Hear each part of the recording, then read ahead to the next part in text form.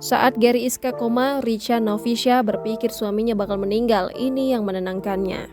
Aktor Gary Iskak pernah koma di rumah sakit karena menderita penyakit liver dan hepatitis C pada Juni 2021.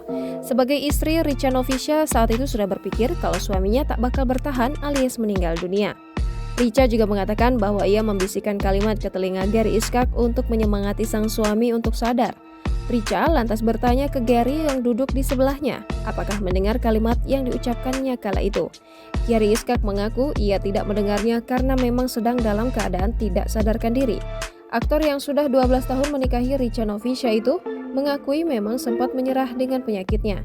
Namun, lagi-lagi Richa Novisha yang menguatkannya dengan terus mengingatkan agar tetap semangat. Richa Novisha juga mengingatkan Gary Iskak bahwa dua anak mereka masih kecil sehingga masih membutuhkan figur ayah. Kini, Gary Iskak sudah dinyatakan sembuh dan tak mengkonsumsi obat-obatan kimia lagi. Jangan lupa subscribe, share, komen, dan like ya!